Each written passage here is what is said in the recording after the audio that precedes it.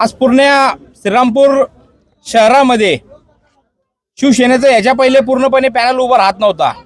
यावेळेस पॅनल पूर्णपणे उभा झाला आणि जनतेने जास्तीत जास्त मतदान केलं।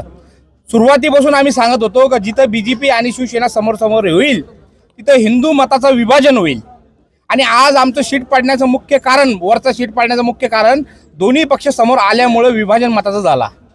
आमचे कमीत कमी शीट यायचं कारणही हे झालं का जिथं तिथं जर पाहिलं तर फाईट बीजेपी आणि शिवसेनेमध्ये झाली आणि काँग्रेस एकटा लढत होता। जे काही मताचं विभाजन झालं ते दोघांमुळे झालं आणि सीटं काही कमी आले। तरी सुद्धा श्रीरामपूरच्या शहराच्या जनतेने शिवसेनेला भरभराटून मतदान दिलं आणि प्रभाग 12 मधून आम्हाला अपेक्षा होती आमचे दोन्ही सीटं निवडून येतील। तिथेही काही ठिकाणी क्रॉस मतदान झाल्यामुळं आमचं एक सीट पडलं, त्याचंही आम्हाला फार वाईट वाटतं। पण जे सीटं लोकांनी निवडून दिले त्याबद्दल मी सर्व मतदारांचा आभार मानेन। आणि नगर विकास खात्याच्या माध्यमातून आमच्या इथं आम्ही लोकांना शब्द दिला होता, हा सीट निवडून येण्याचं मुख्य कारण आहे श्रीकांत शिंदे साहेब। त्यांना आम्ही व्हिडिओ कॉलद्वारे इथं सगळ्या समाजाला एकत्रित करून व्हिडिओ कॉलवर श्रीकांत शिंदे साहेबाला घेतलं होतं आणि त्यावेळेस तिथल्या लोकांना त्यांनी आश्वासित केलं होतं का घरकुल योजनेमध्ये तुमचे सर्व घरं जे जे नियमात आहे ते सर्व घरं आम्ही बांधून देऊ।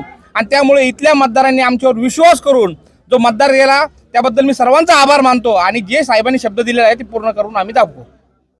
विजयाची प्रतिक्रिया अशीच आहे, ज्या लोकांनी मला मतदान केला त्या पूर्ण प्रभागावर आमचं पूर्णपणे लक्ष आहे। आणि जे आम्ही शब्द दिले, सगळ्यात पहिले मी सांगितलं महिलांना गृहउद्योग, तो गृहउद्योग सगळ्यात पहिले 6 महिन्याच्या आत मी आणून दाखवणार।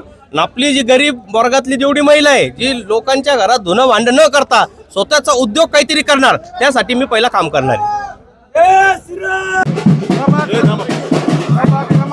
प्रभाग क्रमांक 12 मध्ये आज खऱ्या अर्थानं आकाश भैयांना प्रचंड मतांनी निवडून दिलं। या प्रभागातील प्रलंबित प्रश्न आणि खऱ्या अर्थानं या भागामध्ये जो विकास पूर्वी झाला नव्हता, हा विकासाच्या मुद्द्यावर ही निवडणूक झाली। आणि या भागामध्ये प्रलंबित जो प्रश्न होता, झोपडपट्टीचा प्रश्न असेल, पाण्याचा प्रश्न असेल, विकासाच्या मुद्द्यावर आम्ही या वार्डामध्ये आकाश भैयांना मतं मागितली आणि या प्रभागातल्या लोकांनी भरभरून मतदान दिलं आणि आज ते या ठिकाणी विजय झालेले आहे। आणि यापुढील 5 वर्षात देखील हा भागाचा विकास करण्यासाठी सदैव तत्पर राहतील।